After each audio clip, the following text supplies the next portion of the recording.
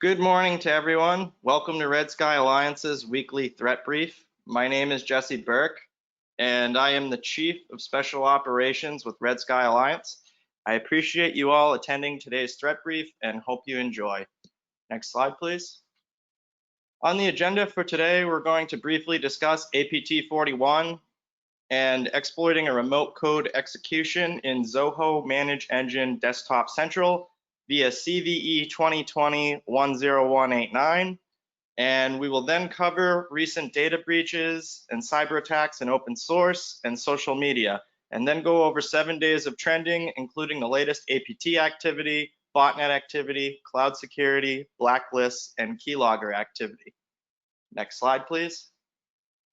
APT 41 is a group from China, which is notoriously known to operate at a nation-state level and leverages nation-state tools for criminal gains. It's unclear if they're permitted to operate this way or if the members of the group are operating rogue when they perform criminal hacking for personal financial gains. So as far as their CVE 2020-10189 campaign, it all started with a post to Twitter from a researcher who had disclosed a remote code execution for Zoho's Desktop Central on March 5th, 2020. Currently, there remains 1,398 vulnerable nodes, according to a Shodan scan. Next slide, please. One of the earliest activities carried out by the actor are a few suspicious PowerShell download commands. The commands contained instructions to download install.bat and store sync csvc.dll to the C Windows temp directory from the IP 66.42.98.220, and then immediately executes install.bat. The install.bat script contained instructions to install store svn csvc.dll as a service on the system. Next slide, please. Sysmon process creation events indicated that the file path C ManageEngine Desktop Central Server JRE bin java.exe was the process responsible for executing the PowerShell download commands. This is what it would look like to an incident responder dealing with the remote code execution. Next slide, please. And subsequent process creation logs revealed command.exe and certutil.exe commands being used to download and execute 2.exe. Further analysis revealed a high likelihood of 2.exe being a part of the popular post-exploitation and C2 tool, Cobalt Strike. A common technique for attackers to perform credential dumping is using a malicious process, also known as a source image, to access another process, the target image. In this case, 2.exe is accessing the target image lsas.exe. Most commonly, lsas.exe is targeted as it often contains sensitive information such as account credentials. Mimikatz is a popular tool, for example, that dumps LSA secrets from LSAS. Next slide, please. For social media reporting this week, we have the Blue Leaks, 269 gigabyte of data from US law enforcement organizations leaked online. The data was allegedly stolen from US police and fusion centers. APT 29 Sandworm was observed conducting a campaign exploiting Exim transfer agent via CVE 2019-10149. And US authorities sanctioned 6 Nigerian nationals for their involvement in business email compromise and romance fraud schemes. The 6 Nigerian nationals, Richard Uza, Michael Oyoyomi, Alex Ugunshaken, Felix Okpa, Namandi Benson, and Abioli Kayode have stolen over 6 million through BEC fraud scheme. Also in the news, 80,000 printers expose online internet printing protocol, IPP, externally.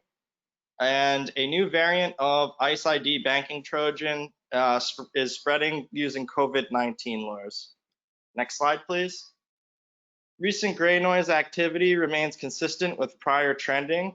SMB and Telnet related attacks with Eternal Blue and Mirai detections top the list again this week. Interestingly, SSH attacks and an SSH worm are also being reported.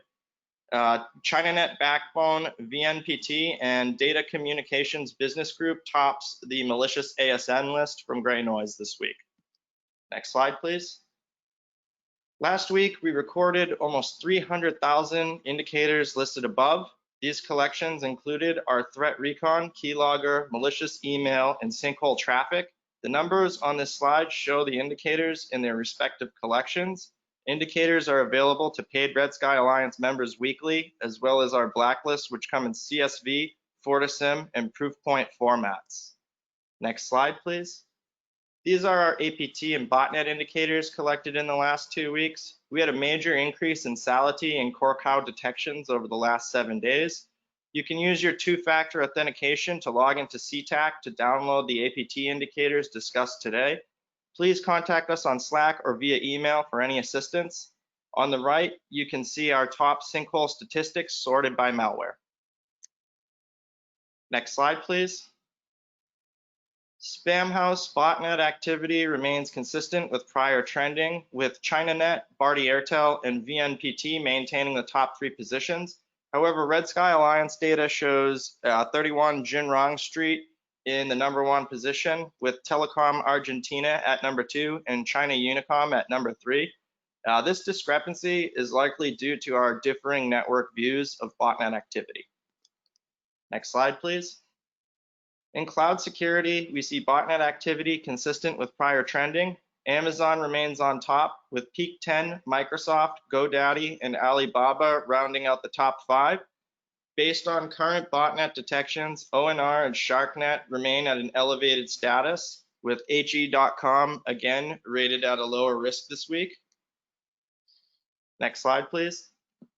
This week, we saw a dramatic increase in phishing campaigns targeting Electroputer, a Romanian producer of power generation equipment and services.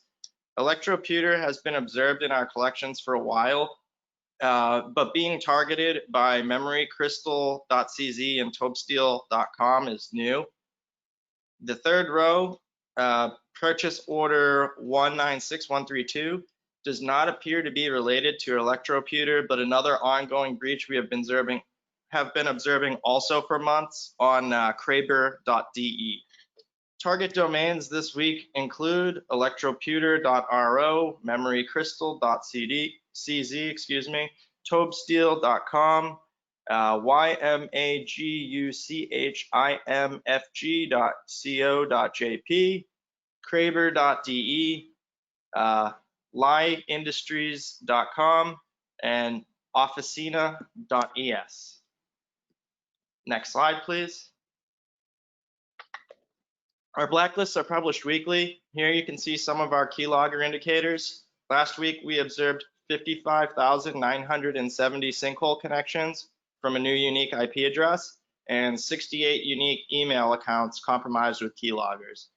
Please go to redSkyAlliance.org to inquire for additional support, complete blacklists, red X-ray, and API access. Next slide, please. I want to thank you all for joining us today. Please visit the Red Sky Alliance portal at redSkyAlliance.org for additional cyber intelligence reporting. If you have any questions regarding the topic today, please feel free to reach out to me on the Red Sky Alliance portal or get in contact with Jay McKee at wallpacklabs.com. Thanks again, and we'll see you again soon. Have a good day.